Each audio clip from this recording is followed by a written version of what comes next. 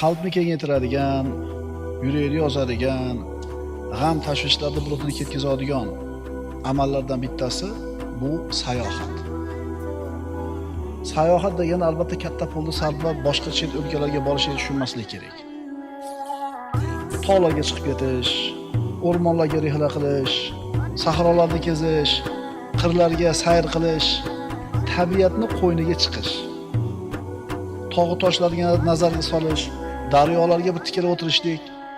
Biz sayr sayohat deganda avvalambor shuni nazarda tutyapmiz. Uyda dimlanib o'tira olmaslik. Birodar, iching torayib, asablaring taranglashib, yuraging siqilib, dod degan kelib ketadi ba'zida. Chidamay ketasan. Shart ishlaringni yig'ishtirda, do'konni ochma bugun. Mashinangga o'tir, chiqib ket shahardan. Tog'iga chiqib ket, o'rmonga chiqib ket, yaylovga chiqib ket, sahroga chiqib ket. Bo'g'ilib, dimlanib, shaharda tutunni changini yutib o'tiravermasdan, ora-orada shunaqa qilib turgin. O'zingga bir kun dam olish ber. Hozir ayni shunaqa qiladigan payt. Adillarda hozir rosa bir ko'karib biz adillar, tog'lar chiroyli bo'lgan payt. Ochiq turgan mana shu koinotning kitobiga nazar solish kerak birodarlar. Shunda Alloh taoloning qudratini, azamatini guvohi bo'lamiz. Ko'klamzorlar, go'zal bog'roqlar, bir-biriga tutashib ketgan o'rmonlar, tog'dagi archazorlar,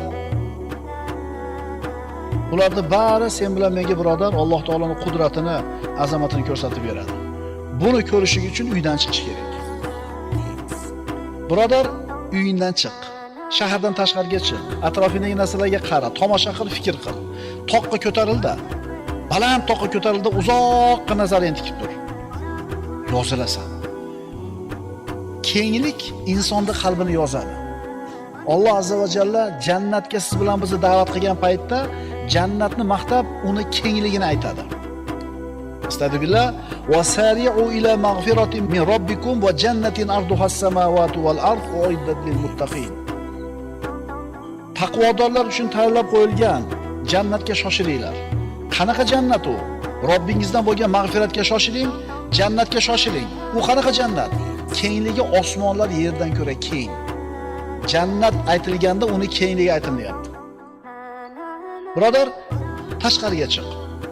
Daryoda bo'yga kelganda suvning oqishiga uzoq tikilib tur. Sharqilashiga uzoq quloq tutib tur. Zilov suvdan to'yib ich. O'rmonga bor, daraxtlarning turli-tumanligiga qara. Ularning rangi, shakli, barglari haqida fikr qil. O'pkangni chuqur-chuqur to'ldirib nafas ol. Shunda ruhing qushday yengil bo'lib qolganini ko'rasan. O'zingni erkin his qilasan. Saodat osmonida suzasan. Uyingdan shartta chiq. Uyingda shartta chiq.